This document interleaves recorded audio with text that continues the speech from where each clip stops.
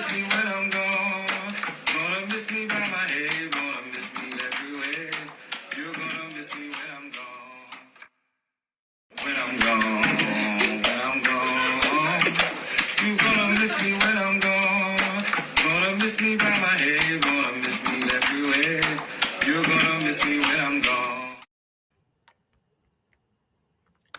Hey, what's up, everybody? I am Nate. I am host of the You Thought I Was Him podcast. This is our first episode, and I forgot to mute my phone already. But this is our first episode in a mini series of conversations and this podcast that will go up into maybe the end of August, right before we open up the show at Arena Players. I'm going to first just give a little what we're doing here. This podcast was put into place to act as the promotional tool for You Thought I Was Him, a project that was created, directed, and produced by Troy Burton. Recently, he just got a number of grants to be able to put on this project. If you saw a Real Nigga Show, this is not a Real Nigga Show, but it is. I don't know if I should call it a spinoff, a prequel, a sequel, but we're going to figure that out when we talk to Troy. So I'm really excited. We'll be talking to a number of community members, both artists, community engagers, activists, entrepreneurs, people who were directly connected to Troy's project before this, leading up to this and this project, and then people who are connected more so to the themes that are being represented in this project. So I'm really excited. This first episode will have, of course, Troy Burton and Tracie Jiggetts. They'll be here for the long run. I'll be hosting it. And our first guest for today is one of the writers of Real Nigga Show, who will also be one of the lead writers for this project. You Thought I Was Him, Miss Sheila Strawberry Gaskins. We're not going to get into the Strawberry today. We're just going to focus on the Gaskins and her writing abilities and skills. I see her laughing backstage, but I'm really excited for the start of this because people get to see what those little clips and vignettes of images and such have been on social media. If you aren't following us, please go to our social media pages on both on Facebook and Instagram at You Thought I Was Him. That's the information here. Please follow us, like us. We'll be sending out little images and videos and pieces of information for the rest of this year, basically, leading up to the event in November, the production in November. So if you like and subscribe, you'll always know what's coming out. Troy is busy right now, probably creating videos while I'm speaking, just to give you snippets. Today we'll see a couple snippets from our first conversation, community conversation that we had. And our community conversations are private. We have selected a group of individuals from various aspects of the community for our upcoming ones as well. And you'll get to see kind of an inside behind the scenes view of those. So I'm not going to procrastinate any further. I'm going to invite on Mr. Troy Burton, and we're going to start this conversation on. So let me get rid of that. And let me take myself out and get it going.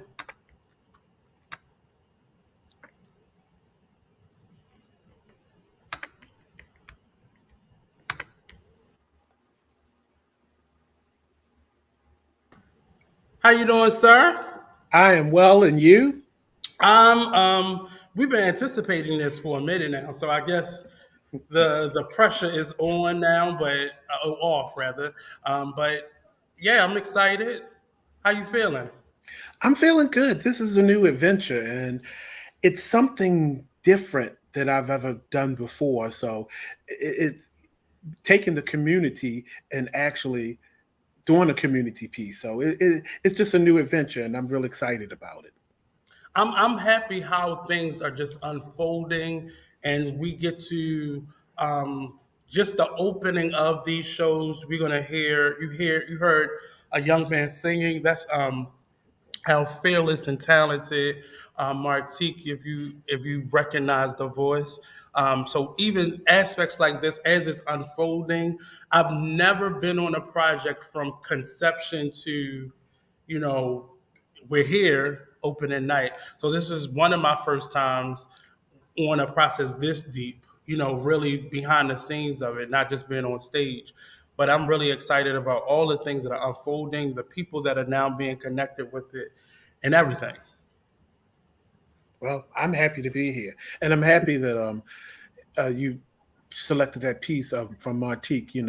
Just Mm. talk about him real quick, real so for people who don't know. Wow. Actually, in preparing for this podcast, I was trying to go through all the stuff that I've had connected, and that if you don't know Martique, which where have you been? Martique is a young man raised here in Baltimore. Unfortunately, he passed away during the during COVID, during this pandemic that we're in. And he's a dear friend, a talented artist to many of us. And having his voice and his likeness be attached to this is more than is just it has me just excited in a Can a way that we haven't been able to deal with his sudden death. former students at Arena. I think you're going in and out, Troy. I'm back. Go ahead. Um, and so and we talked about doing a piece. He Mhm. said, Troy, you did the Real Nigga Show, but those guys are older. When are you going to do something for my generation? And we kept talking about doing something. And then one night when we were filming the live stream, we got word that he passed. And Mm. Yeah. And it was definitely a bittersweet moment for all of us, and we were been trying to figure out how to commemorate his life and celebrate it. And we had a great celebration at Arena Players, and his homegoing service was definitely a celebration. But it just feels like we owe it to his legacy, being so young, and then he has babies and a wife and a mom and sisters and brothers that definitely deserve to see his life celebrated in art. And this play isn't centered around him, but his voice, his the essence of who Martique is in this piece. So I'm really glad that Troy has definitely, opened the door for that to happen. yeah, I keep that connection with young people in Mhm. Baltimore. I mean, I've been doing that this for like since I was a young person, just mentoring and working with young people and sticking with them and trying to figure out, what they're going to do with their life, with their career. But they always have the arts to kind of like fall back on and connect Right. with as a good foundation. And it helps you find your tribe. Your tribe, as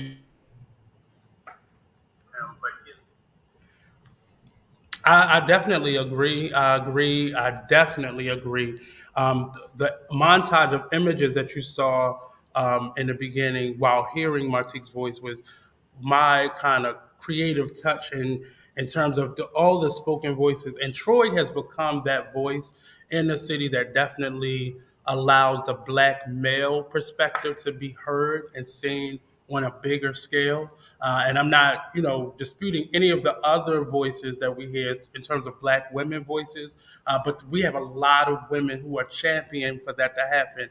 And often our voice and our perception is heard when it's a death. That's typically when we hear about it. But Mhm. can you tell me a little bit of, well, just open us up in terms of what you thought I Was Him is and where it came from and how we got here with it. Okay, well, the whole idea of You Thought I Was Him came from it's a short film that I was commissioned in 2014 to direct a short film for a project called the Trayvon Moments Project. Shout out to Ross for getting me that gig. And Bashi Rose was also working on the project. So Ross put us together and said, why don't the two of Mhm. you come together and do something? And at that time, and a lot of people from Baltimore know that I've been producer director for a show called A Real Nigga Show for many years, and that theme, that title, "You Thought I Was Him," came from the actual show. Where one of the actors came in and did an improvisation, and that line was in there, and then I said, "Wait a minute, that sounds like something that we should keep." And so we put that together, I think you're freezing just a bit. So what I'm gonna do is I'm gonna so go ahead, go finish, Troy. I just think you okay, were freezing. okay, but and so that was the running theme within that show. And Hmm. so as you grow, and every year that we did the show changed. New pieces came in. Some pieces were taken out to reflect the times that we were in. And then right after the Trayvon Martin murder, um, Sheila Gaskins approached me with a piece called Hoodie. And I read the piece. I thought it was wonderful. We put it in A Real Nigga Show. And it was something about that piece that was very special in terms of, instead of having one character, I made all of the five actors in the show one character. And they performed the piece, Uh, so I'm I'm no, gonna Troy, if you go can, ahead. I'm gonna bring on. I see Tracie down there, so I'm gonna bring her on. If you could maybe restart and come back on, because I think your internet is buffering a Yeah, little bit. I So I'm sure gonna will. bring Tracie on, and then just log out and then log back in. I sure will. Okay.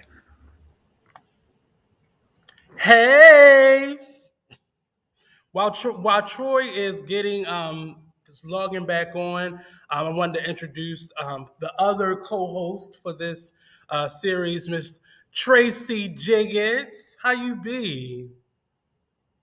Oh, your sound, I was your going to say I was in a mute ministry, sound. but now I am here. Hello, Nate. Hello, How are world. you? Oh, my Nate.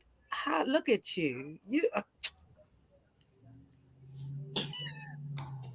It's been rough. It's been rough. It's been rough. Oh, it's been rough. But we are yet holding on. So I am Mhm. happy, and we are here for You Thought I Was Him. You have Troy Burton. Is the light hitting me right? Because I had to pull out my ring light. Troy You Burton, know, ring y'all lighted. the two divas here. They got all star Hmm. powered up. So I am, yeah. So we are talking. You thought I was him. We are talking a real nigga show, right? And the progression, Mm-hmm. the Mm. progression, and what started as I'm sure I wasn't even there, but I know that when they sat down to write a real nigga show, Troy had no idea that this was in store, right? And that Mhm. even that it would grow or be requested so many years and continue to sell out, and people still want to know, what is this show all about? And it also highlighted the need for community. Mm. Mm-hmm. Mhm. So Troy was able to see that, and why not bring it together? Because my whole reason for knowing both of you has a lot to do with community theater. Mhm. Mm-hmm. Yeah. It has everything to do with coming together under this banner to create, and it is such an honor. So yes, I'm happy to be here. You thought I was him. Woo! Yeah. So Troy is back. So if you can finish your story on you thought I was him and how we got to this point. Okay, well, and so when that was the running theme of the show, Mhm. I always spoke about, okay, at some time there should be a sequel, a spinoff, or something of the show, because in the Baltimore community really love and support a real nigga show. And so when just before COVID, I had the idea of saying, you know what, I would love if the guys who were in the show could actually mentor another generation, because it's all about Mhm. mentoring. And those guys that when they first started the show, they were in their late teens and in their early 20s.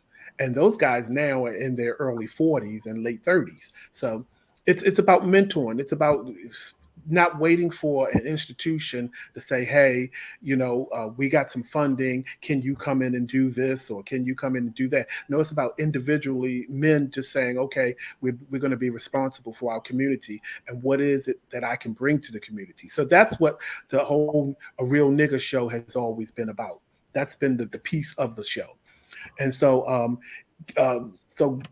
moving ahead a couple of years, when we were approached by Center Stage, I thought it would be a good idea to do some type of adaptation of A Real Nigga show, dealing with this piece that we had called Hoodie. So I collaborated with Bashi Rose. We did a short film. It was presented at Center Stage and a few other places, and it was wonderful. And that thought has stayed in the back of my mind that this needs to be a show. So fast forward to COVID and the COVID shutdown. Um, my friend of mine, Jeffrey Hollingsworth, told me, "You better come out of this COVID situation with something good, boy." And I said, "Okay, I got to start thinking." And that's when I said, we're gonna make this spinoff happen. And it's not a spinoff of the nigga show. It's a spinoff of one character um, that Sheila Gaskins wrote, um, Kevin Alexander Brown, and it's his life and it's his story as he navigate through Baltimore and his journey. And then after taking what she created as a character and a monologue, I started to build a story, add other characters, and develop it. And then Nate, you came into the picture where you said, "Come to a meeting." I'm not going to tell you why. Just come to a meeting. When I got there, it was a meeting about Black men being accountable for each other, making Mhm. sure we stay accountable about what we do. And in our meeting there, we started just talking about different things, what we love, the art that we love, and that's when I started doing the search of how can I get this show up and running. The You Thought I Was Him, Mhm. and I've always been an independent producer. I've always spent take my little pennies and save them and pay for my own shows, rent the theaters, pay for all the props and costume, pay the actors, pay the production team, pay for the photo shoot, everything out of my own pocket. But this Wow. time I said, you know what? I'm gonna act like some of these other artists and go out here and apply for some of this funding. Something that I Shout out find to that our funders. a lot of our African American artists, creatives in Baltimore, we kind of hold back when it's about the funding. Hmm. And so that was one of the things that I said, I have great experience, far as being the executive director of the UB Blake Center. So I'm gonna write some grants. I'm gonna go in here and I'm gonna secure some funding so that the community can come together and Mhm. produce a community piece. And this is not an institution. This is all about individual artists. So Hmm. I wrote for funding from the Robert H. Deutsch Foundation for the Ruby Artist Award. And I also wrote for the Baltimore Creative Fund for the individual artists. And it was the first time in my 30 plus years as a artist that I ever wrote funding for myself to Mhm. produce something. And hey, they said, we like you. Come on in the house. And so I said, okay, but I got a lot of friends I'm bringing with me. And that's where we are today. So developing a whole plan. Now, the You Thought I Was Him project is a very unique project because I'm following the blueprint that I did with when I did the mentoring with A Real Nigga show. At that time, I Mhm. didn't realize that the mentoring that I was doing was actually designing a platform and a program for young men, almost like a rites of passage. And Mhm. so, and so I said, well, this time I'll just put it on paper.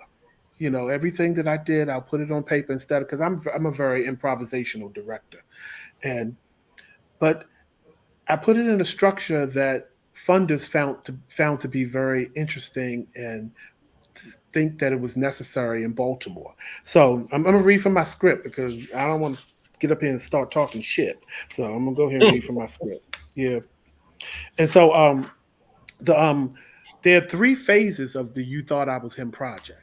Okay. Mhm. And the first phase right now is the planning of the production and the social media that we've been putting out there. What you say? Oh, That's okay, the Jiggetts. first Okay, phase, number one.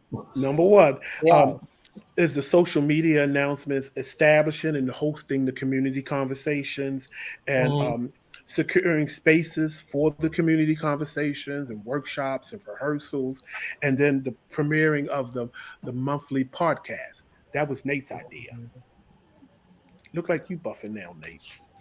But but anyway, so that's phase one.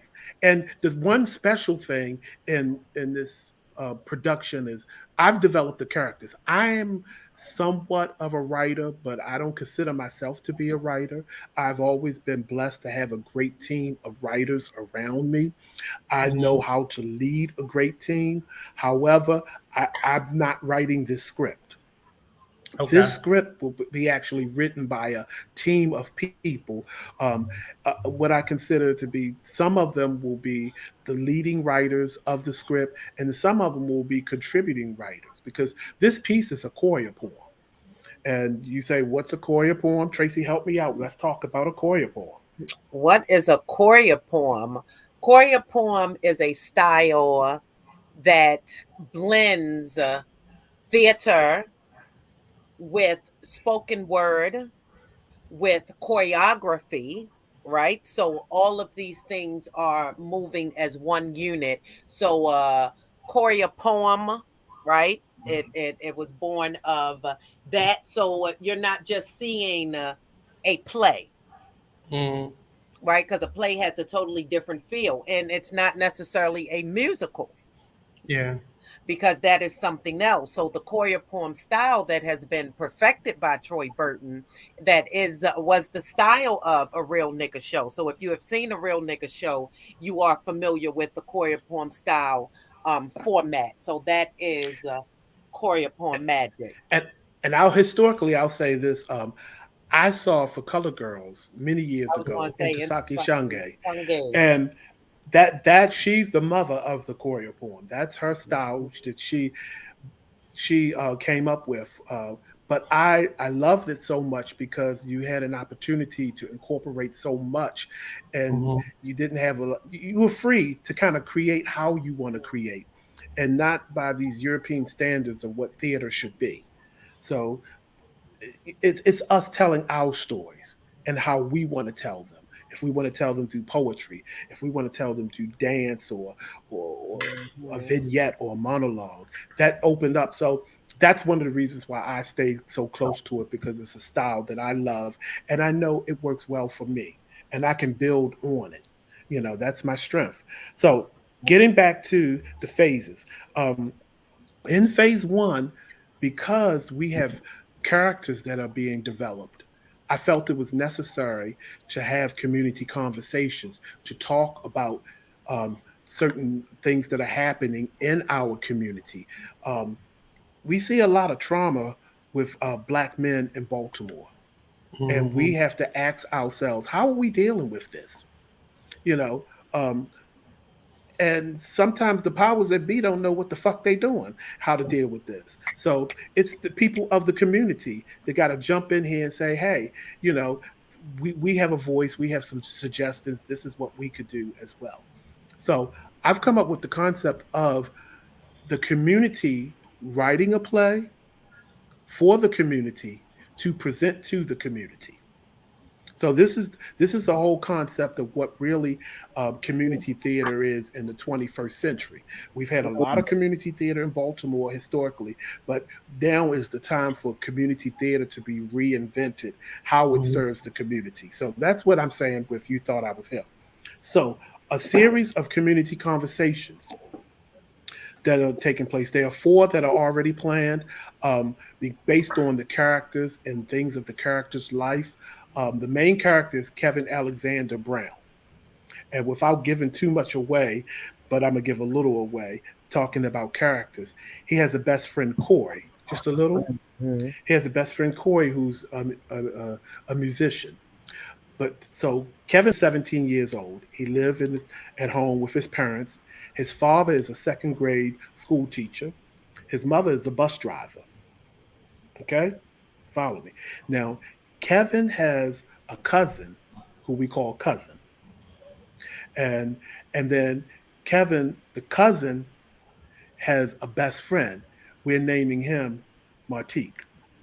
We talked about the person earlier, and so we're paying respect to someone who was dear to us, and we'll talk about that more later as things develop.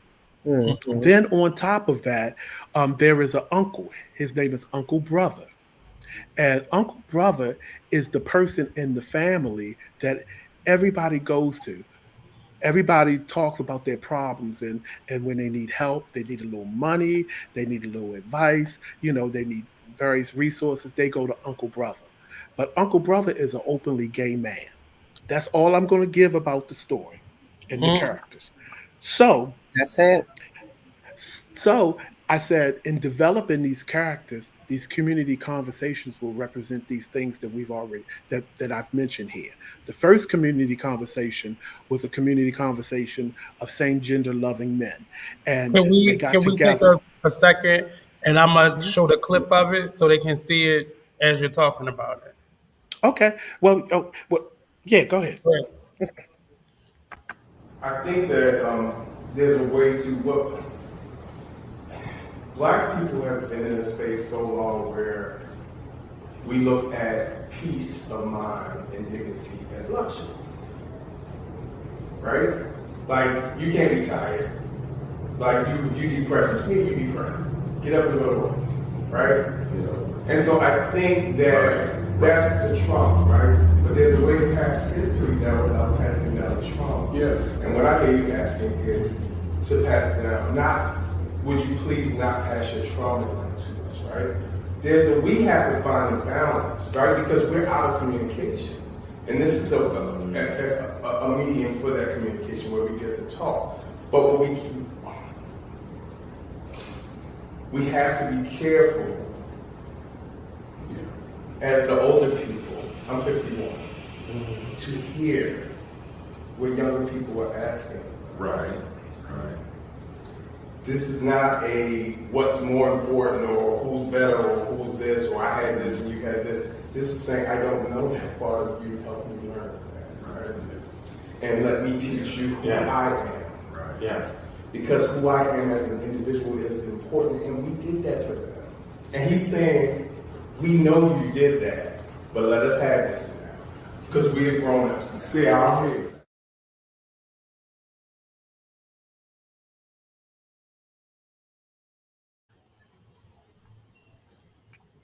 Okay, yeah, on December 18th we had a gathering, and we had a Our first community conversation. conversation. And it was a wonderful group. And the men who stepped up and said, I will be there and be a part of this conversation because I understand what you're trying to do. Um, you're trying to build something of truth. Yep. My friend Truth. Mm-hmm. And you're trying to build something where a story, but it has to come from a place of honesty. And so there are things that we needed to talk about: Black men and trauma in Baltimore City. And that was, I mean, that it was just an experience. It was a healing experience. And there's several others that are actually going to take place. We have that one, but then we're going to have bring the women in, because you can't have a, a play about Black men and how they navigate and what the things that they go through in life without the women who are there, Right. the mothers and the aunties and grandmas and just how Black women support men. So that's coming up. That's something we have to plan for the future, is the next one, because if we can just get this COVID thing, whew, we can get Out the on and do way. our art. We can do our theater and our art and all that stuff. But so we have the women coming up. I'm also interested in the third community conversation is talking to Black male educators in Baltimore and having a community conversation, because we have to talk about our educational system and what it's doing to young Black boys and how they're growing up in it, and also the fact that black male teachers, do we have them in the classroom? You know, Yep. why are they leaving the classroom in big numbers? So that's a conversation, Mhm. and then also bringing black artists to the table. And notice I'm saying everything black, black, black. Yes, it is. It's black because right now this is a moment for us to have our conversations, to do our shows, and to do it the way we want to, and how we see writing our own stories. I can't have Exactly. you writing my story, and then I'm not against anybody else of any other color, but right now we're gonna write our story. So that's part one of the whole "You Thought I Was Him" project. Part Mhm. two is actually, which will start on this Saturday, the 29th, is Hmm. the writers' room, when we can start working on a script. Now, the community conversations is getting the characters together, gathering information that we could use for characters. But the actual writers' room will be a group of writers that will come together and look at these characters and look at the story that we're developing and bring that to the table. And also the several workshops. We want to have a public workshop, but we're not sure about, with COVID, how we're going to go, what direction we're going to go in with that. And then in part two, we also, while we're writing the script, that's the main of phase two. We also will hire a production team. It's about putting people and their skills to work. So Yep. hey, I'm gonna looking for lighting designers, set designers, sound designers, and these are paid positions that we're gonna have.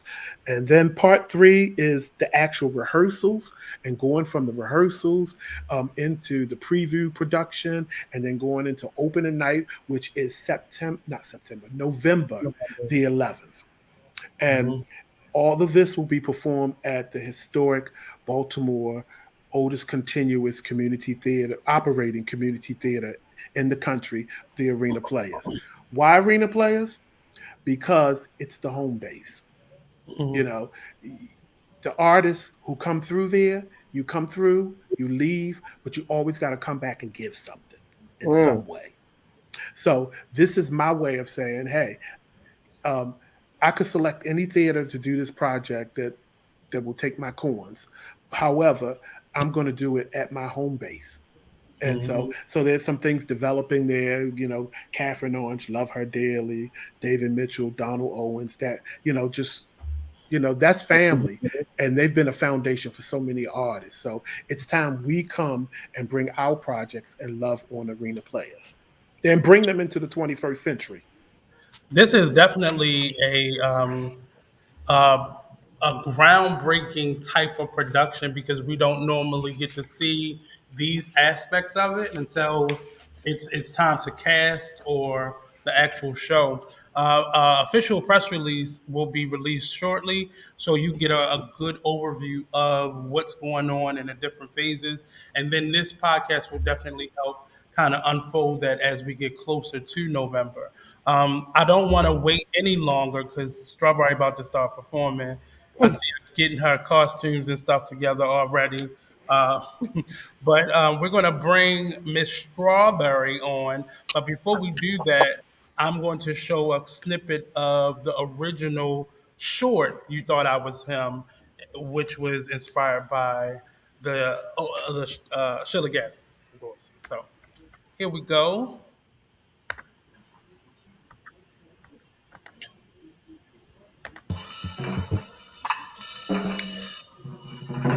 Nate, Uh-huh. that's too Yeah. far in. Too far in, so go back Yeah, some. take it to from the top. Okay.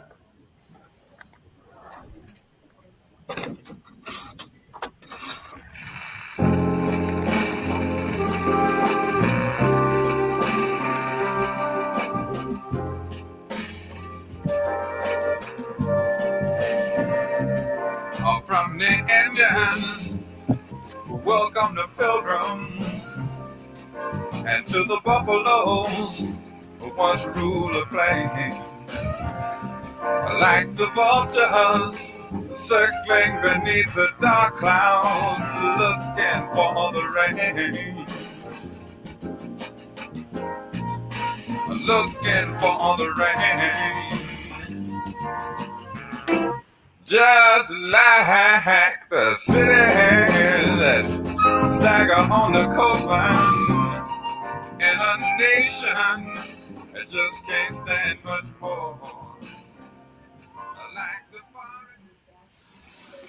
Yo, niggas be jamming around the way with that dope and coke.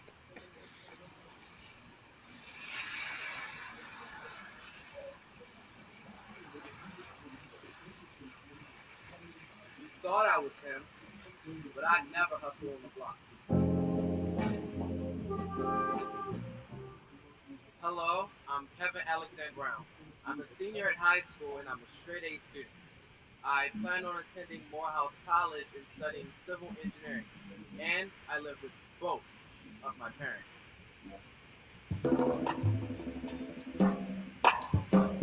That's good. You want to stop here? Yeah, we can stop here. Okay.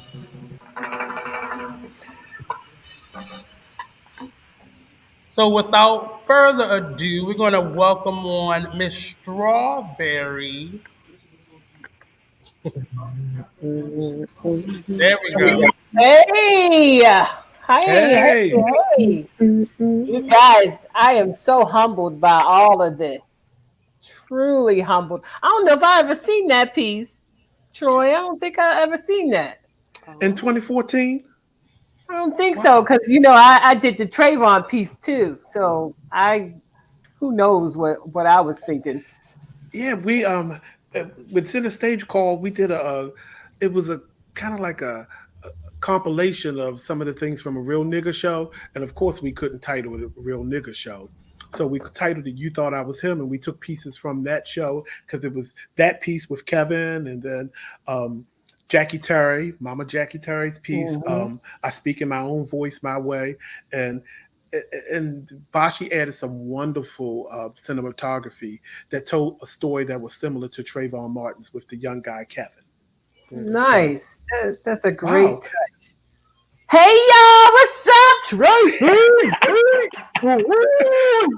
What's going on? Hey, man. Blessings on top of blessings. Welcome. Yes, we are here. We are here. Here. I'm so excited and humbled that Troy called me and was like, "Hey, you know that piece you wrote?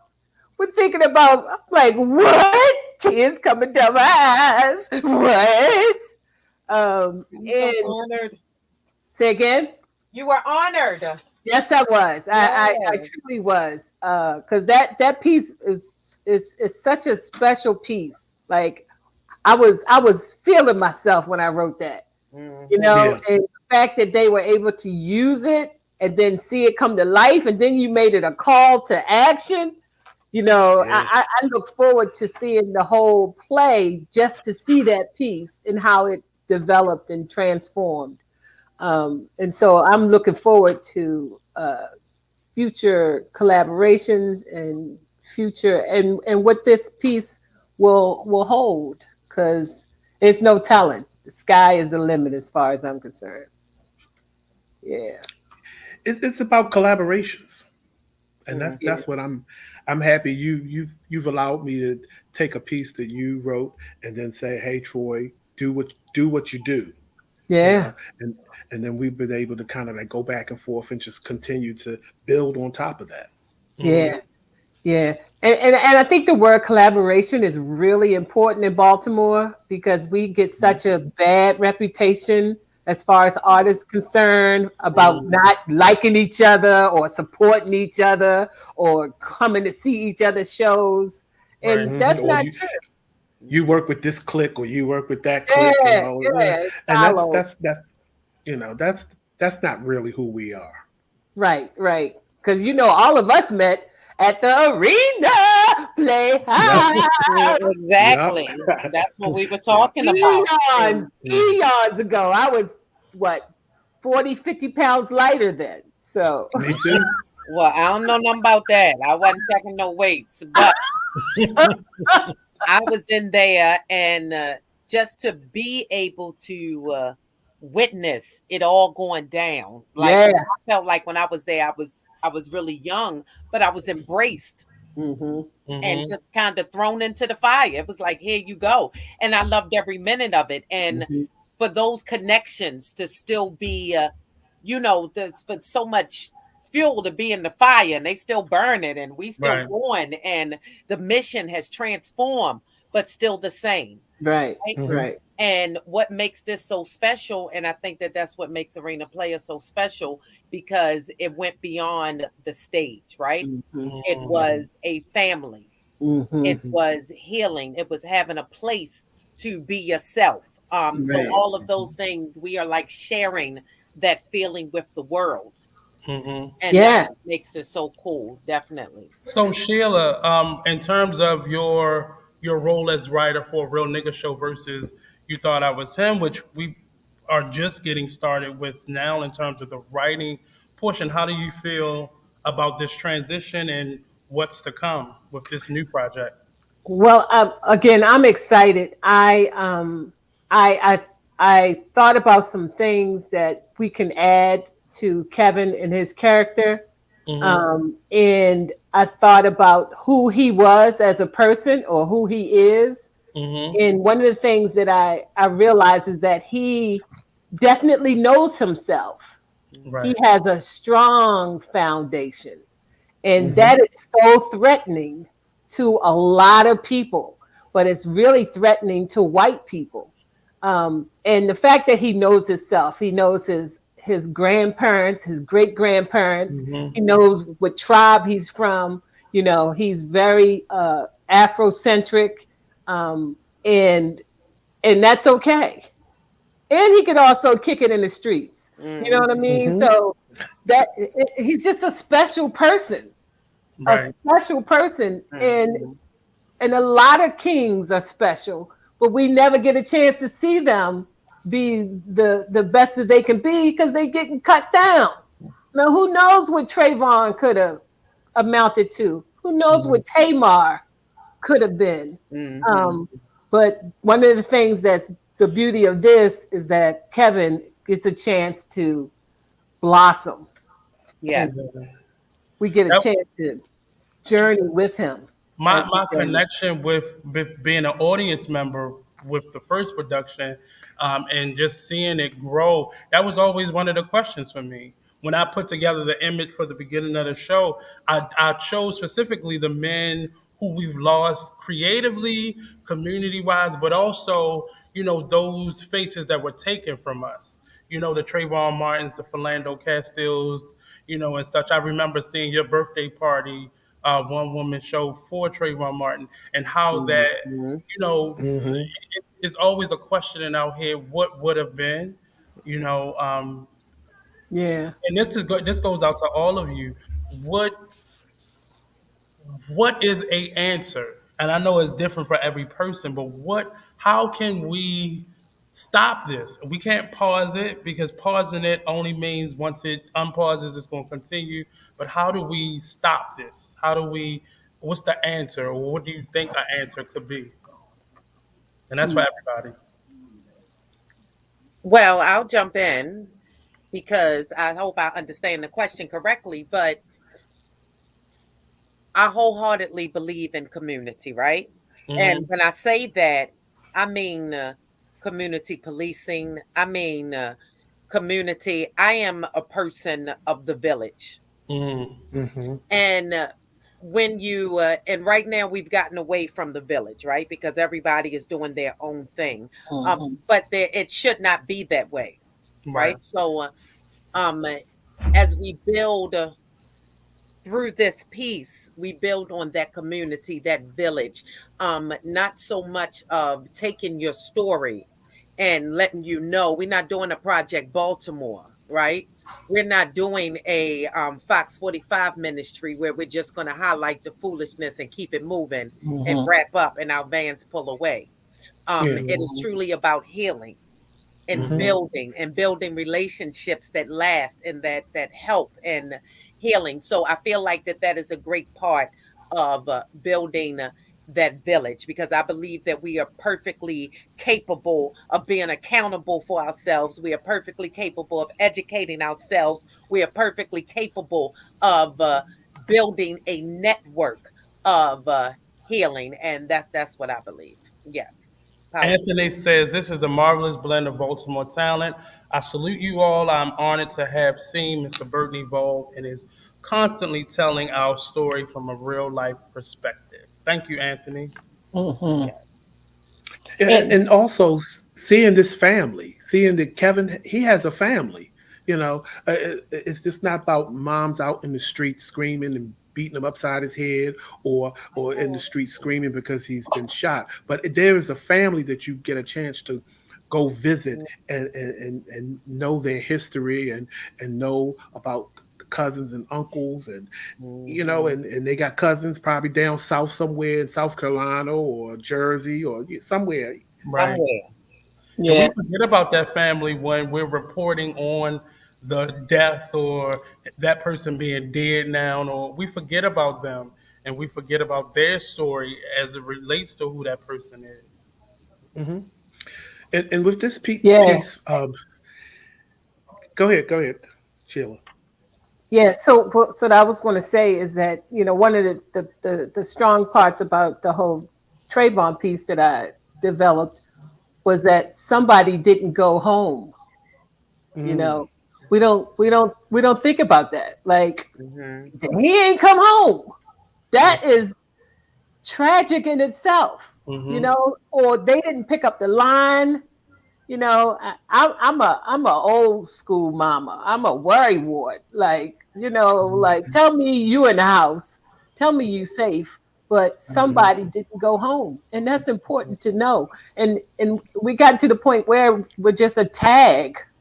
You know, Yeah. again, no family, no history, nothing, Mhm. and that is so untrue, and especially for us that we have families, we have histories, we have hobbies, you know, we have hang-ups like everybody Mm-hmm. else, and it's important to have our narrative out there. Mm-hmm.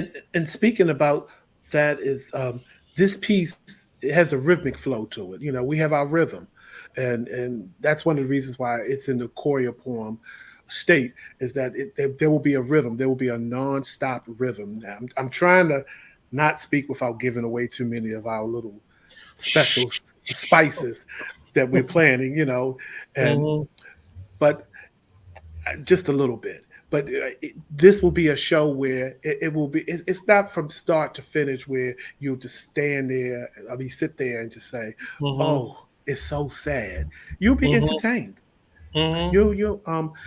You'll laugh. Because that's one thing that we do. Mhm. As a people, sometimes we just laugh at things that they are tragic, but we do laugh.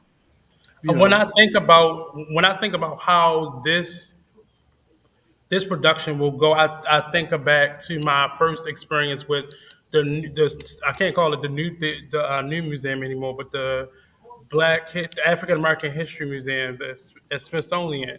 Just that Oh, in experience, Washington. you can't help but to feel involved, and even in our Mhm. preliminary planning right now, I've started looking at I'm and I'm Troy gonna get mad at me in a few months because I just keep sending him clips or videos or things because I think it's really important to source information and to understand so you feel a little bit more invested and it's not just something you're creating, but this is Mhm. coming from real life already, Yep. and that's the part.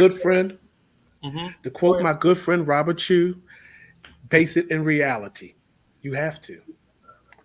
In Mm-hmm. reality. And this is our reality as black men. This is Oh, our. look at you, Come Nate. on, You know. Robert, you. Come Mhm. on, Nate is Hmm. on it. Come on, producer. Come on. Mhm. I see you.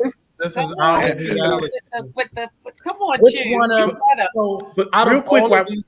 Go ahead. Go ahead. Go ahead. no, I was going to say real quick, Robert Chu was very important to me in terms of we did a lot of theater together. And he Mm, was the first person that told me back in 1990 that, come on, I got an idea for a show and I need you to produce it.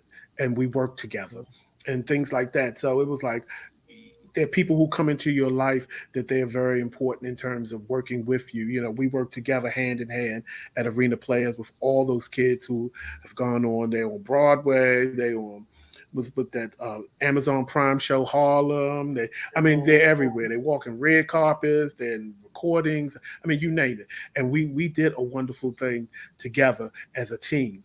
And now continuing it, you know, when he's not here, it's like, okay, you got to find people who understand that, of basing things in reality and what it means to be a part of a healthy team. So I just Yeah. wanted to add that. And the Yeah. other I'm thing, sorry, Nate. the other thing for me too, with community is that this is the opportunity for uh, Black kids to do to know that they can do something.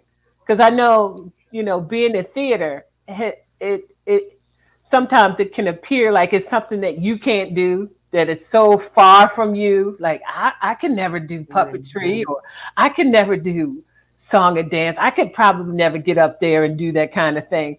And that's not true. And it's people like you, Nate, and Tracie and Troy. I feel like Romper Room, and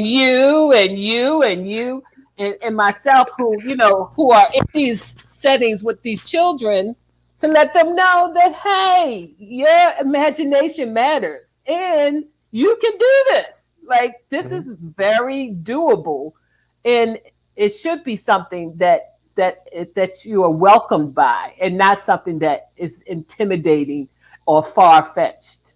So that's why Yeah. I'm definitely appreciating this whole community thing. Because who knows, we can have we can be the start of a lighting designer. Like, who knew that was a Exactly. job? You know, who knew Hmm. that being a line producer, somebody who's reading lines, could be a job. So that's Hmm. that's that's the beauty of all of this, is like opening the door to Hmm. possibilities.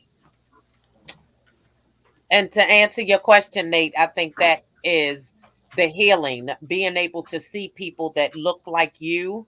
Mm-hmm. A lot of times the Hollywood films, that are meant to be the urban, right? Mm-hmm. And they have this story, and it's like, that's not realistic, and that's not but young people are going to be able to connect because it will be theirs, and there's so much healing in not feeling alone, Yeah. Mm. right?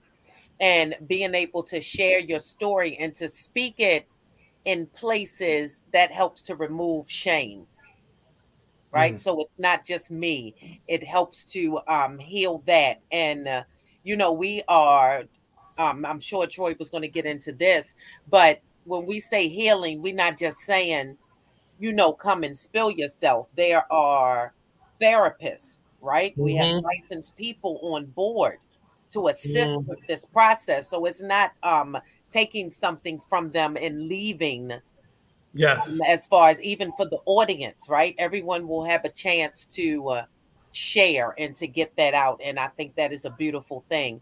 And when we Yeah. talk about village, people are going to meet each other that never knew they existed, Mhm. Exactly. right? Exactly. And speaking about Village, that's one of the things that as a director, I always try to think out of the box. And one of the things we want to do with this show is that when you first come into the theater, it's an experience leading up to the show. And so, something I know, Nate, you're very much into is this exhibit that we've talked about Mm-hmm. having, a "You Thought I Was Him" exhibit in the lobby. So the thing is, when people come in, you see the backstories of the characters in an art exhibit in the lobby. It could be photography, it could be paintings, a collaboration of paintings. I mean, it could be a short film that's playing, but you get a feel for the production you're getting ready to experience. But also, it puts you on point to let you know, don't be a lazy audience member. You're going to have to Mm. listen. You're going to have to pay attention, because this is going to be an experience that's going to affect you in some form. So from the moment you enter the theater, you're entering an experience. Mm. It just feels bigger than, and I know that question is much bigger than any individual can answer, but it definitely I'm just curious as to the individual responsibility to what we see the problem being. Out of all of the deaths that we've seen throughout time, from Trayvon to it's too many to even name. Which one, not putting them on a scale, but which one kind of stuck with you the most? Hmm. I have to say that I think that the whole Trayvon thing for me kind of like was reminded of Emmett Till, and I think we just dropped the ball. I think that Yeah. George Zimmerman should have been indicted. Something should have happened, um, and that to me it, that touched me a lot. That still sticks with me. And Um, he's still walking free. right. Mm. And Breonna Taylor also is another one Mm, that's like piercing my side. Like, um, and I'm reading about Jim Crow right now and mm, the leasing of the inmates. You know how they after the Civil War mm. they literally had these leasing programs where they Mm-hmm. captured black men off the streets and put them to work. And how if you did not have a job, that you were considered a vagrant and you Vagrant. would go to jail. And there So were vagrant laws. yeah, that Vagrancy. was the law. So you could not stand around, Hmm. and if you did, then white people were threatened. They felt threatened, or they felt arrogant, or they felt like they were uncomfortable with the soldiers, the Union soldiers guarding the South. They didn't like that at all. Um, and so reading all this stuff is all it, and I should probably be doing something else, but reading all this stuff is still the same thing. It's still the Right. same mindset. It's still the same belief system, and it's still very cruel and unfair. And if art can be a way to either highlight or bring something up, Mm-hmm. then so be it. But yeah, for me, it was Breonna Taylor and Trayvon. What about you, I, Tracy or Troy? what, Troy, you I want to go say, first? well, just George Floyd, the whole video. Mm-hmm. That I tried to watch the whole video, and I couldn't, and it just that right there just it takes me out every time, and Yeah. it reminds me that as an artist, I got to use what I know to speak, to Mm. to to to make a sound. But that one right there, that's me. That Can we see that time is repeating, because the George Floyd seemed very similar to Rodney King, and I just feel like this Mm. time is in a loop, and it's nothing's changing. It's now, instead of just beating him, we beat him to death. Well, Literally. yeah, I think that it's always been, right? We live in the technology age, so now we see a lot more of it. Hmm. And I actually feel like if we didn't have technology, there would be a lot more, right? I Mm. think that this is the calm down version. Like when people talk about the good old days, especially as a person of color, Hmm. it makes you think like, who were those days really good for? And Mhm. even now, when we talk about today as the good old days, where we know we are still targeted, where we know our lives can be of no meaning, right? Mm. And this frustration is just all of this anger is inflicted upon us. You don't have to be doing anything but running through somebody's neighborhood, and if I don't like it, then I'm going to deem you, able to take you out of here. So being able to see that, I remember Trayvon Martin hitting in a way because I was working with young people at the time, and Hmm. it so impacted all of us that we wrote a piece, right? So again, art being a way for these young people to express themselves, being a way to tell their perspective, where sometimes they don't get that opportunity, right? Because people aren't going to just sit and listen. Hey, young person, what you think about this?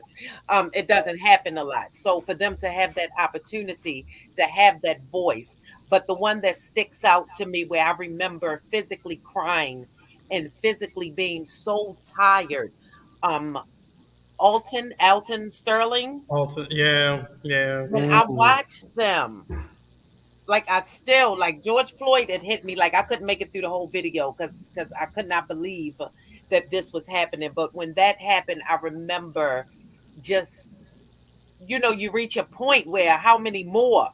And then there's been so many more since then, right? So I remember that point where I was like, and now it just does keep happening. So Yeah. I believe that human beings, the way this country, this whole America thing was set up, is ingrained. Hmm. It is in the core of what this country is. So, in order to, how do you change the mindset of so many of the culture? How do you Hmm. change the culture's mindset? Even ourselves sometimes share the mindset of yes, that we are not worthy, right? So it's very interesting, but that's the one that hit me to answer the question. I was thinking about doing the show today, and I thought about that question. And for me, it was Philando Castile. Mm, And often we see these video clips at the end, or we see reactions, or we see other perspectives. But that was one of the first ones outside of Rodney King, of course, which was one of the first times we saw it on national TV. mhm, But Philando Castile, where you could be innocent in your car, following the rules, following the instructions, and it still not be enough. And then that person still gets a slap on the wrist. I think he was charged with something, but not murder. So mhm, that's the one that sticks with me because we physically saw on that young lady's phone, and that officer was so angry he didn't even see this young lady holding that phone throughout the entire ordeal. And we mhm, watched this man be shot and killed right in front of his girlfriend and child. And it just it hit me in a way that a lot of these deaths were that of course we're numb to them, but it hit me different. It kind of woke me up after going through all of the other ones from those mhm, years past. We have a statement. When you ask the question, how do we stop it? We try to find common ground from within and allow our children to know that they are loved and that they can be better than their environment. Mm. That's hard. That's a hard statement for me, being a teacher and an uncle. Like, how do you still, you know, you Tracy being a mom, and yeah, since you have older children now, how do you still encourage them when you know we still living in the same type of time? Mhm. Oh, that's a great question. It's, it's almost like, you know, I think what I try to do is like have a good meal, like Mm, a home cooked meal. Like for mm, some reason, that comfort food, and sitting around the house and doing things that are natural, um, and maybe singing sometimes and laughing sometimes because it mm, could be really overwhelming. And I'm struck by the fact that that was a wonderful question, and we all had different answers. And it's mm, four people up here, and we had different answers. And that tells you how many there mhm, are. yeah. Hmm. We talked about five different people, Hmm. but the list is still long. Yeah, yep, they Still, didn't even touch the list. Those five people. Yeah, yep. that's crazy. Hmm. Hmm. Hmm. Yeah. Whew. So today's topic, we're going to finally get to it. All right. Um, and I'm gonna ask Troy what his intention was behind it. But this is today's topic: moving through Through adversity. adversity. And we'd have talked about all this adversity leading up to this, but Troy, tell us what your intention was behind today's topic. well, actually, moving through adversity was as creatives in Baltimore. How do we do what we do when we do it for a live audience, and you can't have a live audience? Mm, How can we continue? do we evolve into something new? And or there's nothing like having a live production a live theater production in front of an audience when they go there with you. Yes. Yeah. When Yeah. when the scenes are taking place and they're right there with you, and then all of a sudden in the theater somebody go, mm, you Mhm. know and so, but we can't do that. I mean, with this Yep. COVID situation, so moving through adversity, how do we give birth to new productions? Hopefully, keeping my fingers crossed that by November, even though the theaters are open now, that we were able to do a little bit more if we're wise as a country. But that's another story. But Mhm. how do we continue to, because I've directed a live stream of a play, and Mhm. even though I love the work that I did, I just felt like, I still don't feel the people. We need the people. Yeah, and so we know what we got to do, but Mhm. how do we work through that? And so that's moving through adversity, with things like that. Also thinking of artists. How do artists, individual artists? I'm old school. I've been involved with a lot of organizations in Baltimore, but I've seen a change. There was a time when you could actually have an idea and you could go to various arts organizations to say, hey, I have an idea. And they would say, okay, let us help you, show you the way to make this come to life. Mm. And somewhat I see that the roles have reversed a little, where the artists are coming up with things and got to find the funding and got to, make everything happen and bring Mhm. it to the art organizations. So we ask ourselves, do our art organizations lead us now, or do we, you know, or do they follow what we do as artists? So I these, I, this is, rem- I remember me and Sheila debating on that because in my mind, the artists have always been the origin of everything, and we've had to Mhm. convince organizations to believe in us. Like, And hey, Sheila I'm comes here. from a space, I guess, as you do, where that pool of people were there, that mentorship was there, that resource was there for oh, you to definitely. go to, and I just don't recall. So Yeah, well, so it's a what he generational thing. Yeah, Mhm. yeah, it is a generation thing, and It's what he's referring to, I was talking about when they used to bring directors to center stage, Mhm. and they would bring the local artists in, and then you would have a production by 4 or 5 directors, and center stage would Mhm. take care of the whole thing. That's how Honey Child Milk got started, I and remember so that. that was a time where that was like what we did, and Nate is Mhm. like for real.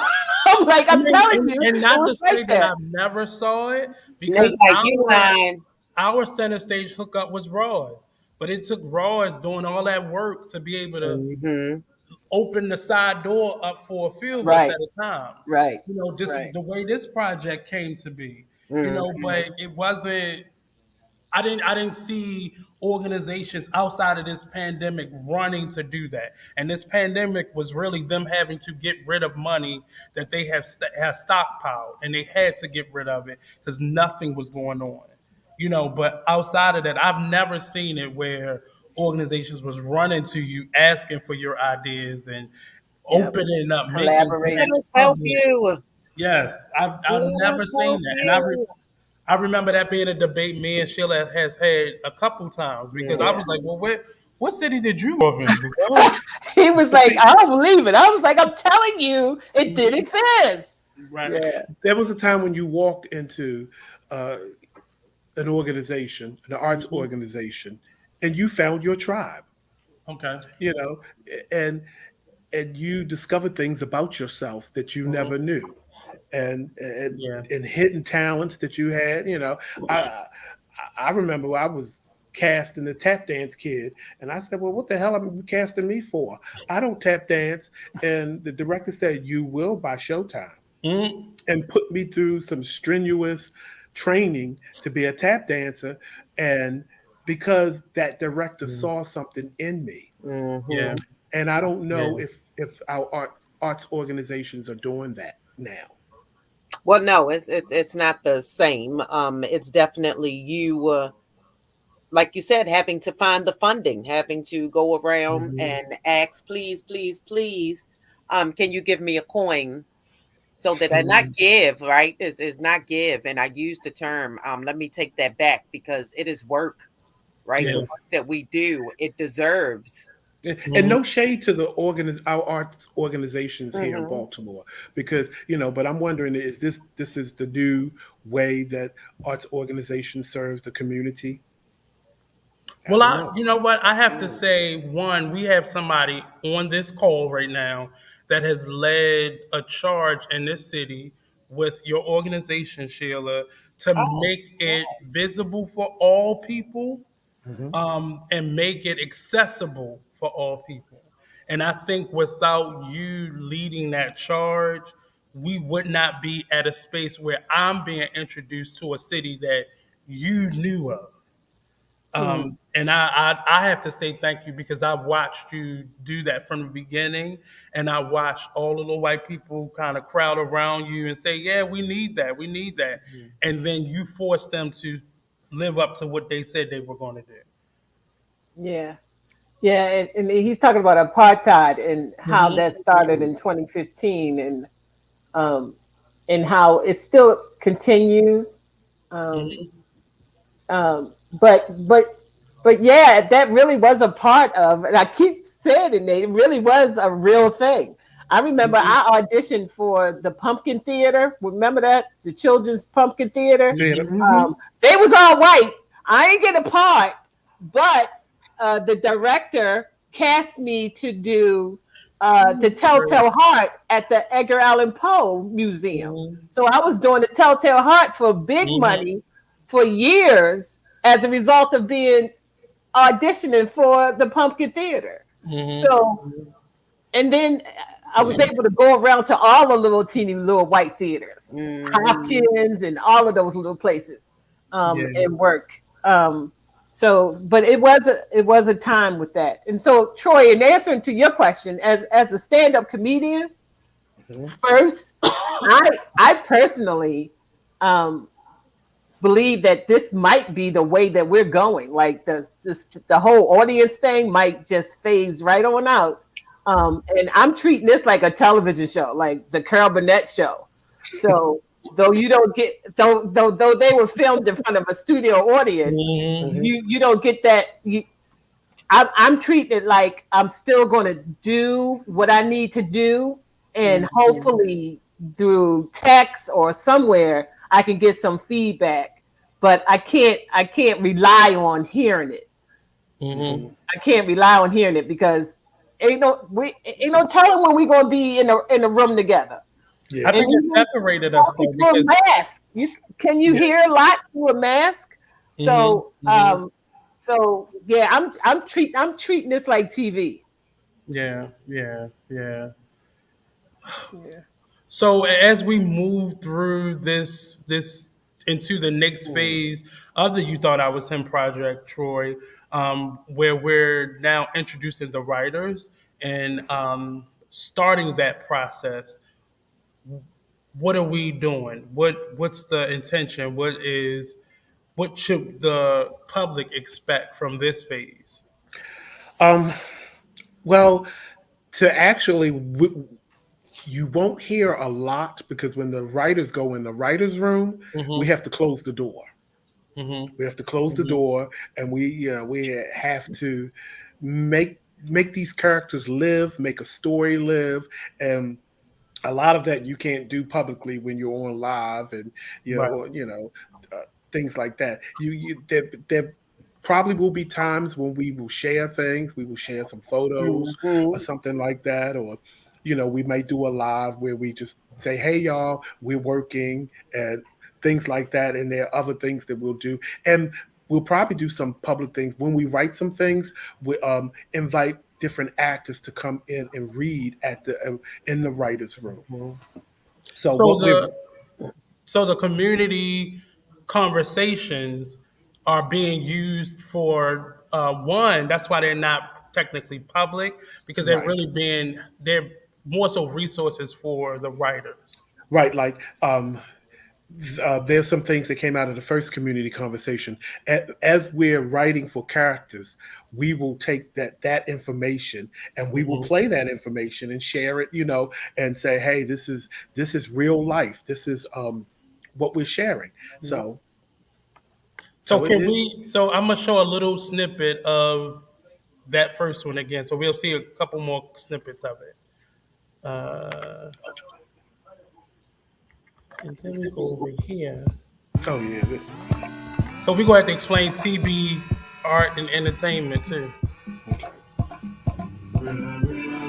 Sip my wine.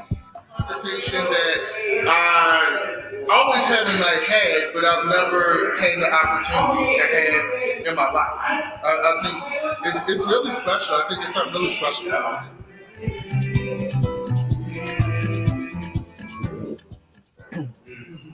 And that's how we had to live. We had to fight to get where we at, man. God.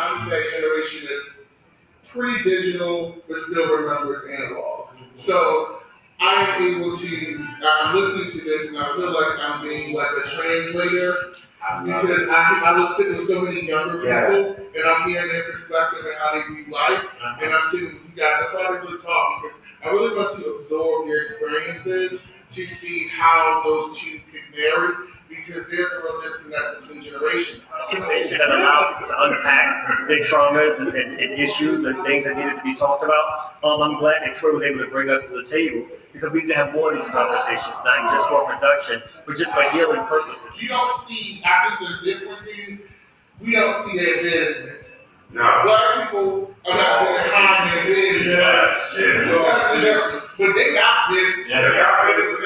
That's the difference. And I think that's the thing. As far as like the whole.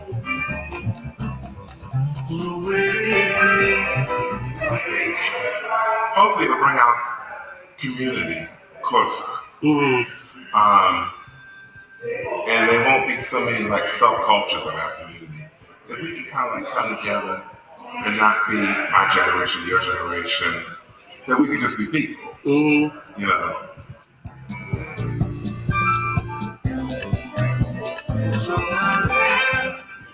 As the older people, I'm 51, to hear what younger people are asking.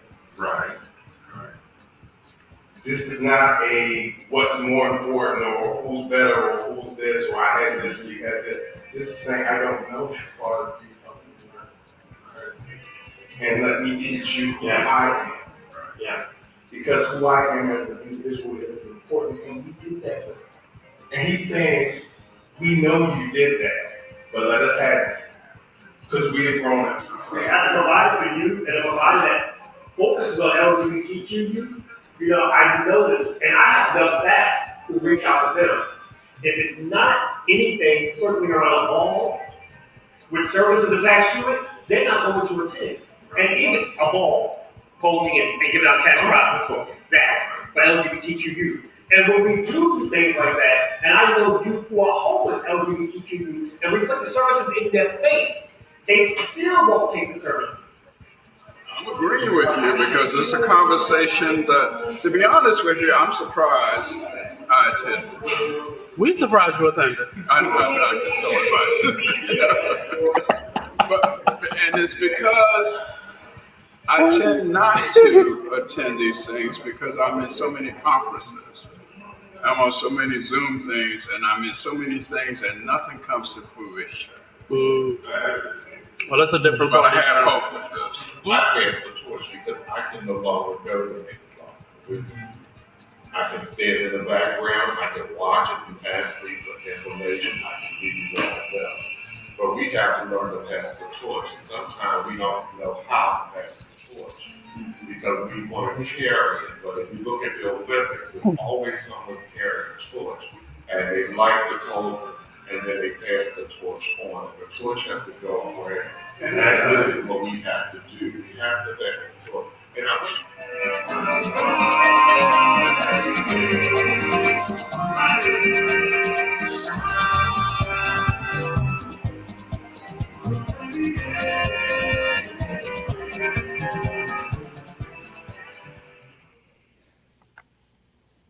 Whew. That was Mm. a 3 hour community conversation that we try to condense down to 4 minutes. I mean, there were some things that around that table, there was so a wealth Hmm. of information, history. But and one of the things that I really didn't realize that there is a big gap between us. Hmm. You know, Generationally. yeah, yeah. I There knew is. because I've always worked with young people and I've always been around young people to try to keep my spirit young. And but what I realized sitting at that table that there's this gap that we have. I mean, it's like in the piece that there will always be a big gap, that's in the hoodie piece. And it's like, okay, that's something we have to address in this Mm. production. We, in our own special way of a chroeopoem, using poetry and monologues and dance and and just telling this story, that we got to deal with this issue of this generational gap, because I hear it all the time. I hear our own mayor in Baltimore always talking about the other generation and things like that, and I'm like, okay, sir, I understand what you're saying, but you're not helping the situation. Hmm. Because we so with and shout out the mascot because I love him. I think he's a great guy. Mhm. I don't Wicked. agree. I don't agree with everything, but but I respect him. And but I hear him saying that a lot, and I'm like, sir, um, We this can't erase generation, history. huh? We can't erase history. Right. And the generational gap, I will be 55 in March. The generational gap didn't start with me. Hmm. you know the so it's a thing where we really have to look at this, and we got to stop pointing fingers and really dig in and deal with stuff.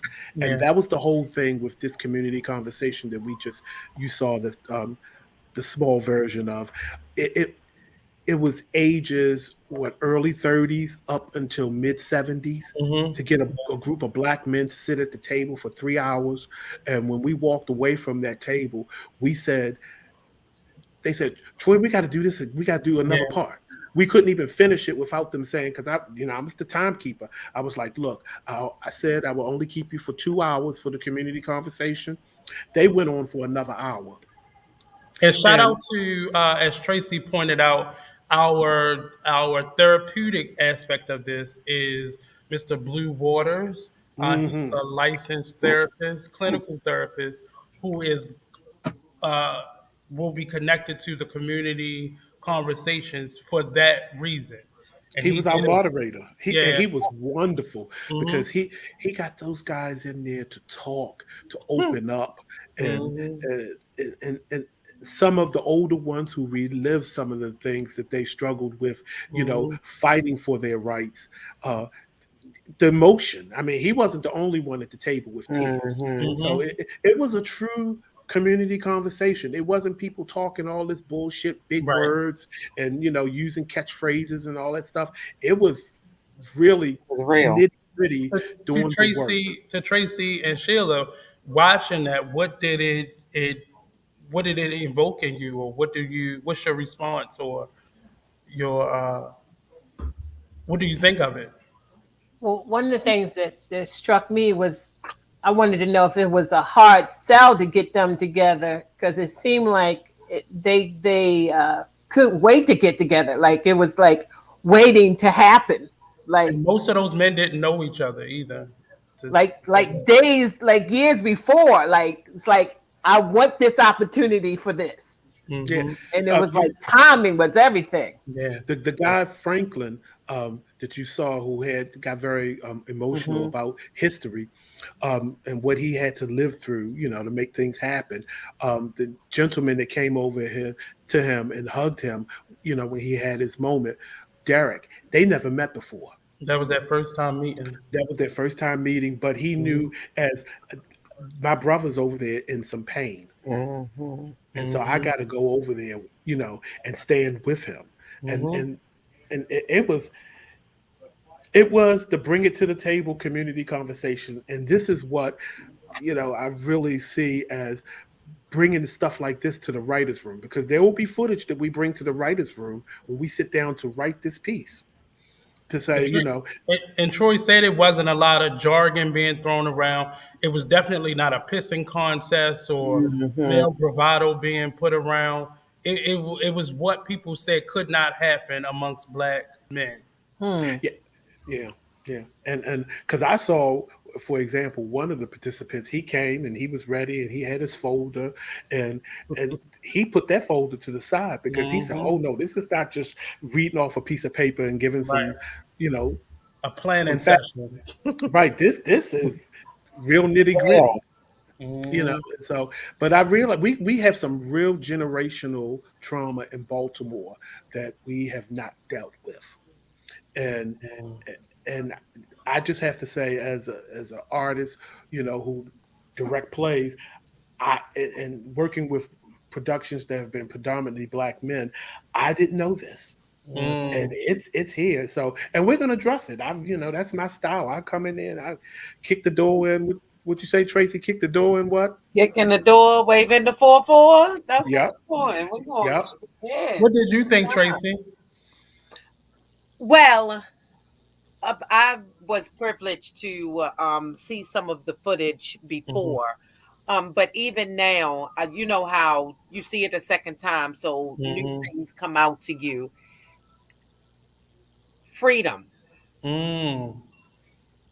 and a space to be free, and Safe space. people have no idea how important that is.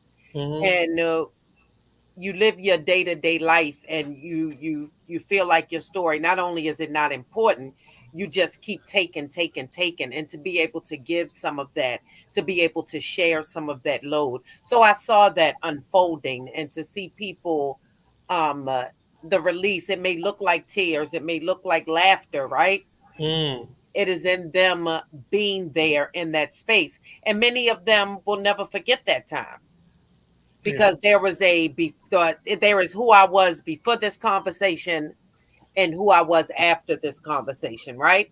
So Hmm. the hmm hope is that the same way when you come to see the play, there was how I thought before I came to see this production and how I think now. And that is what art is supposed to do, right? It is that changing, that before and after. So I got a chance to see that and to be able to personally know some of the faces in the video and to be able to connect with that and to see them have that moment makes it even more sweeter. So that's what I felt. yeah. Just Uh, being there, it was, and I had a role to play. So being an observer, it was what I've heard constantly could never happen, or will only happen if it's this happens or these circumstances. None of us were in a facility or court ordered to be here, which made it that much more freeing to, and sadly to say, much more freeing to just Mm-hmm. observe men being able to communicate in what is a safe space. So if you want men to be open, you have to create that safe space. Even though we're letting out little clips of this, it was our promise to them that it wouldn't be recorded or live streamed for people to pick it apart or just be nosy uh, Yep. or mhm. bringing And that that level of part. negativity. So it definitely, it was moments that got heavy, got serious, got real. Mm. Nobody was fist fighting. Nobody was called out their name, and there were no rules, on the board, Yeah, to govern that. It just happened. Mm-hmm. It just was amazing to be a part of that. I can't wait to see the subsequent ones. Hopefully, we get to do them in the same type of environment, so Yes. people are face to face and we're able to see it. But definitely, shout out to our facilitator, moderator, Blue Waters, for that. You can look him up on social media as well, and to all the gentlemen that took part in that. We're Yes. actually, Thank you. myself, Troy, and Blue are planning to kind of bring that to the group that Troy spoke about, our accountability circle. bringing that same group of men to our accountability circle, and maybe adding some younger men to that as well, so we can get a new perspective on that conversation. But Plus, there plus it was a pretty place. Mhm. That was a decent building. Well, thank No, you, Jesus. seriously. Yes. No, Well, that's really. I'm like, where was that? that's the space where the writers' room will take place. Oh, nice. Like, I'm Yeah. like, what's this hidden gem? This is Mhm. great. Oh, I but wait noticed till that you the first see time. it, girl. Wait till you see it. You know, because I'm so unfortunately used to just stuff, just like here's a table and a piece of cardboard. Dilapidated. Maybe we got a light, you know. So Yeah, I should have known though, because sure you always do stuff with some Isn't he a flair. class So act? He's just a class act. yeah, so Honey, yeah. what's crazy is you know what's really crazy? Troy is simply brings him to the project, right? Right. It is just so sad that often the process is so undervalued Mm. that those things are not, given freely, right? So it is crazy that as an artist, we like, ooh, a nice space. Ooh, Lord, some food. Oh, Lord. I'm serious. I am so serious. Not deaf to the starving artist, deaf to we have to create in squalor and create in under terrible conditions and in rehearsal with 4 scarves on and Right. 2 And pairs working of in gloves. scarcity. Yeah. Yeah, because Yeah. you can't make it. So definitely a testament to a Troy Burton production being a Troy Burton production, because people will give you mess. And we And still squalor. create treasures. Yes, and we still create treasures. Uh-huh. So what Mhm. we're able to do when we are supported in a way, again, the community, the village is not, you're not on your own, right? Mhm. Mhm. So Mhm. it is that makes this so sweet, so beautiful. So come on, y'all. Come on. Thank you. Thank you. Yes, you're welcome. You thought I was him. Yep. You thought I was him? So as we kind of close this circle up, some last minute thoughts from each of you in terms of what your prayer is or your hope for this production is, as we've seen what a legacy a real nigga show has had. Moving now into You Thought I Was Him, what's your hope for this project?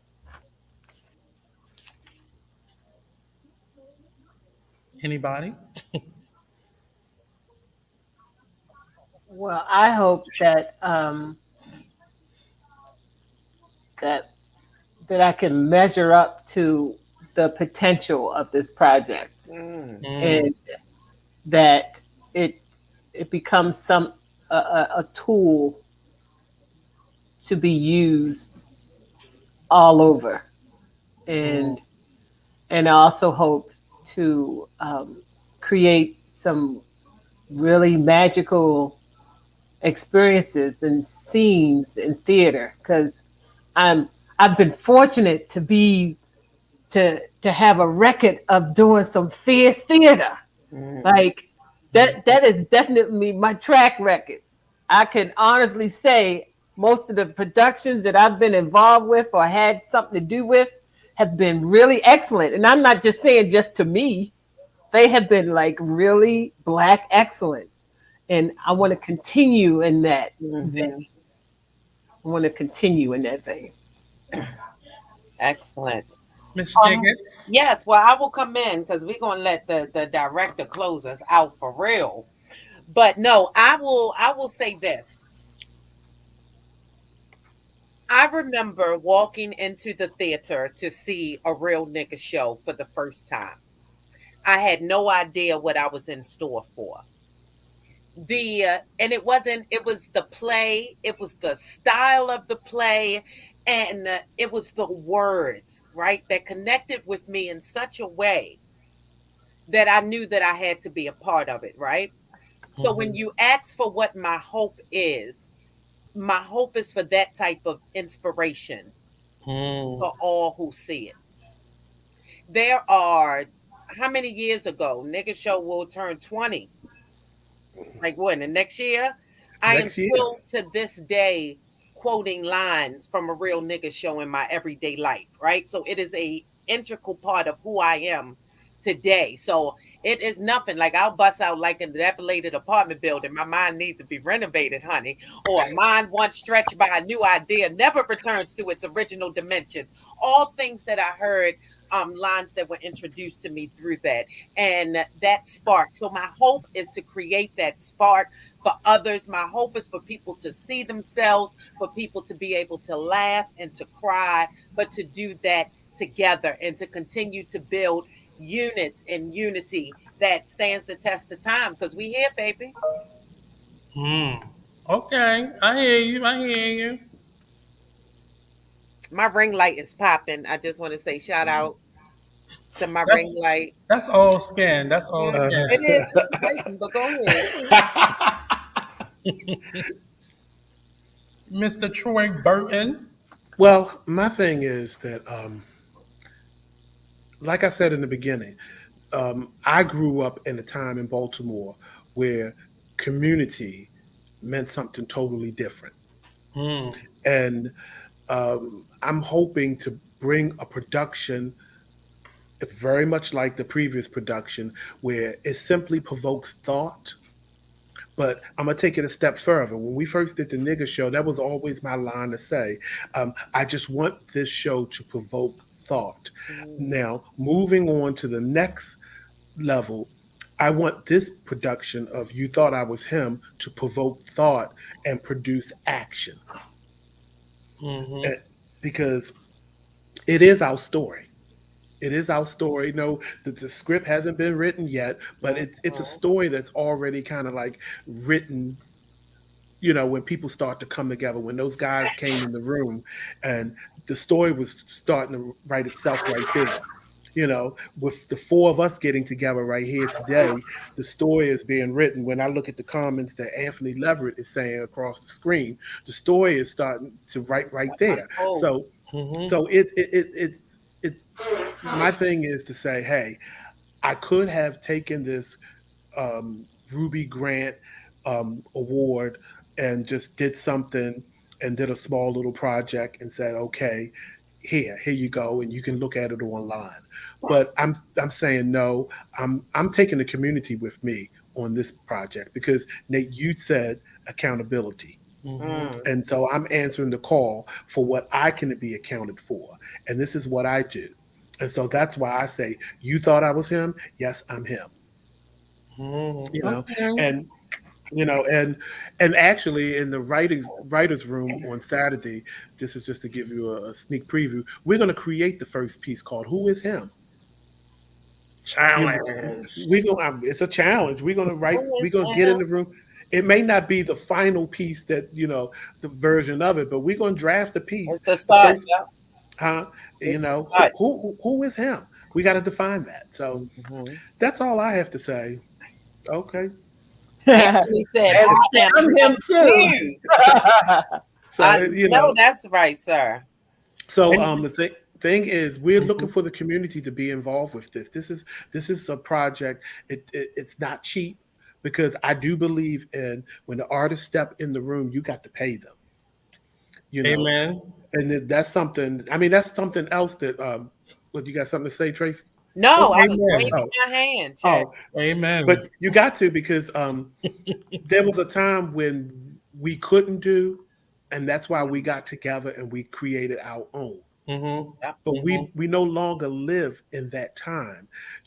When artists come together, they should be there should be a stipend, something to say thank you for being here, and that's what I know that I can do with this project is to say, hey, I can bring artists in the room and work hard to secure funding and make sure when they walk away from the project of giving their heart and soul to a project that, hey, they can pay their light bill. They can keep the phone on. So I mean, we live as artists, so we we know. So I mean, that's because a lot of times that's what people think. Yeah, you need this, you need that, but yeah, we don't need the artists. We don't have to give them too much money because they don't. They They'll do don't it for matter. free. Yeah, they exposure. Yo, please Mm-mm. don't pay me no more exposure I check. can expose myself. Yeah, exactly. And look, oh, I'm good at it. I sure will. Experience. You can put it on your resume. Right. They Yeah, get paid way and more I than have a this. resume. So no, it and is oh, go ahead, Burton. no, go ahead. No, I was gonna say it just piggybacking on what you said as far as it's a new day and community theater served a certain purpose, especially Black community theater. It had to serve a certain purpose because we could not get to other stages. So it served as a training ground. It served as a space. We were talking the other day how arena players used to have dinners, like dinners, and it was a community family. But now the world is changing, and it is changing in a way. Capitalism is something, and inflation is something, and time is money in a way that it was not ever before. Yeah. Ever before. Like, so as far as stepping up to the time, yes, offering people something for their time should not be unheard of, whether it is community theater or professional theater, right? Because I am giving my time and aware that it is work. And Yeah. that dispels the myth that artists don't deserve payment, because it is work.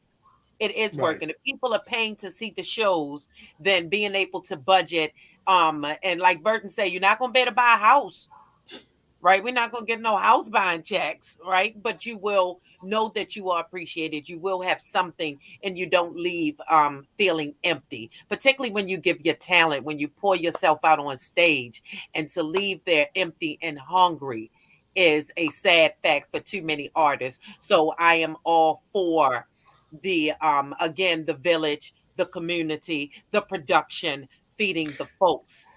And when you say the village, it's the village taking care of each other. You take care of the village take care of you. Bam. Mhm. Yep. That's And that. I mean, that says it all. and I'm glad, Tracie, you brought that up, because I mean, we have some other of these podcasts coming up that, stuff that we're going to talk about. Mm-hmm. Such as our next podcast, which will be February the 21st. And we have a number of fabulous individuals coming through, including Yes. Troy Burton and Tracie Jiggetts. We'll have Easy Jackson. We'll have the incomparable Mesa coming through. Also, Brock via New Orleans, and Cortez Ransom. We'll have them all on February the 21st, where we'll be talking about what is it? What's the topic again? Let me say it. I own Owning my My own. own, I own my own ass. There And we these go. are all people.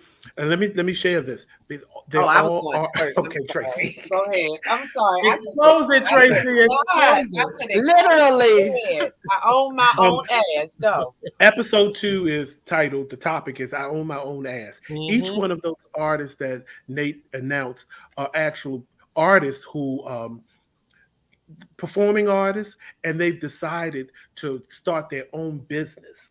Easy Jackson has his own record label, Epic Fam. Tracie Jiggetts has The Art of Truth. Mesa Leak has Blue Velvet Soul Records. And it goes on. Cortez Ransom, he has the Cortez Ransom. It's a long title, but I'm just going to say his theater company.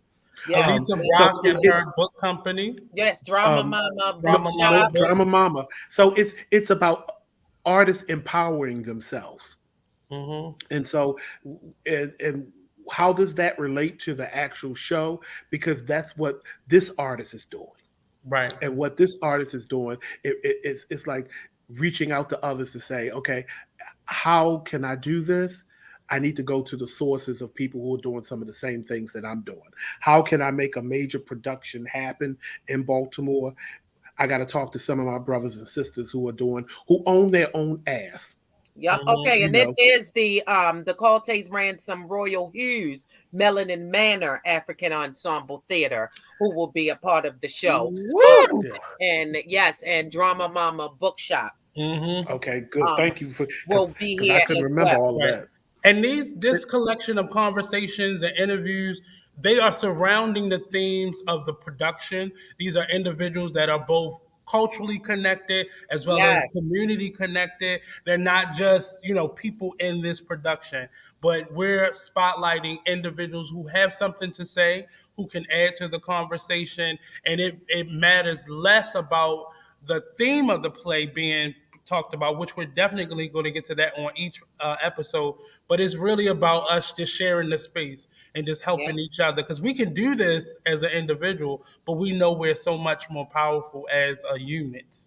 So that's kind of the underlying thing that we talked about. We are the world. So it's like 6 degrees of You Thought I Was Him. There we go. There we go. There we go. And just to kind of give you an idea of where we're going with some of this, for the future podcast that we have, we're planning some other ones for March. We're going to be talking about the role of the community in community theater. We talked about some of that tonight. In April, we're going to have the writers' room in here.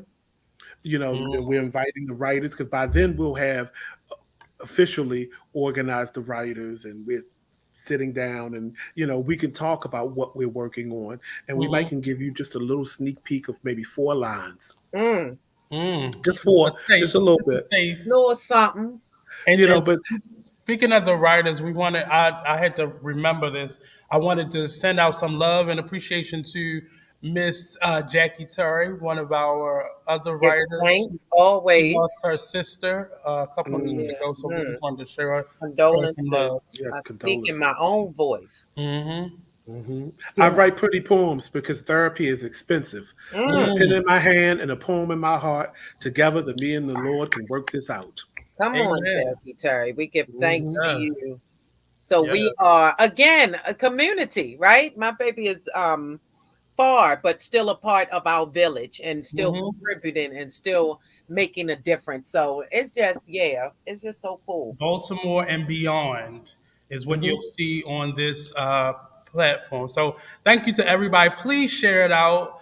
Tell a friend. We'll be posting the next episode, so we'll be promoting that right after this one. So it should be up by tomorrow morning. And just keep sharing it.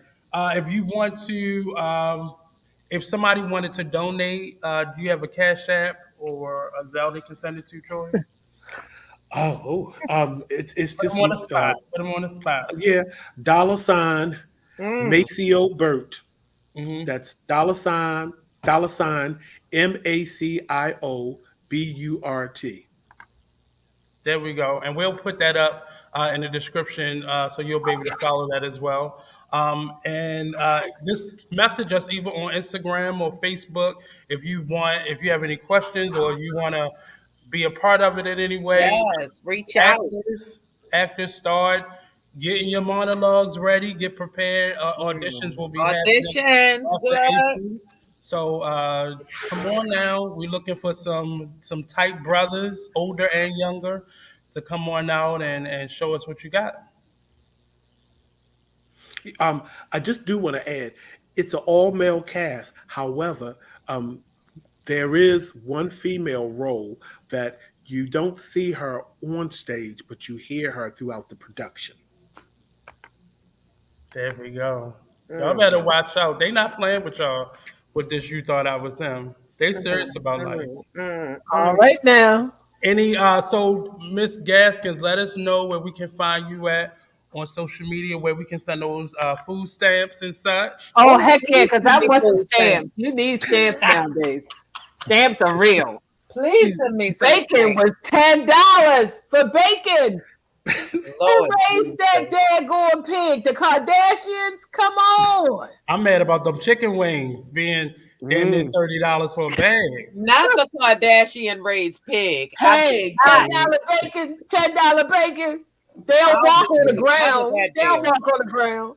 Anyway, you can meet me at sgasmask@gmail.com. Also, I have an organization, Art Part-Time. Feel free to pop in there. You can put your information up there. We do stuff there. And I'm on all that other stuff, but I'm just not that savvy with it. Well, I see you right there, your Instagram and your Facebook. Yeah, I got Instagram, and I don't know how to put pictures on there, though. We're gonna talk afterwards. Yes, I'm we're gonna help gonna you be a out. village. We're gonna get you together. Yeah, I need some classes. Yes, And save that we will. line about the Kardashians and the pig because we're gonna use that in the play. Yeah, because that Oh was heck funny. yeah! Oh heck yeah! I already know. I already That know was what character funny. can use that line. Mhm. Miss Tracie Jiggetts. Oh, look at you. Well, the Instagram is Magical Negro 76. Okay, we But missed you know, so 76. when you see me, I got an afro, so just go for that. But I will say that you can find me on Instagram, The Art of Truth.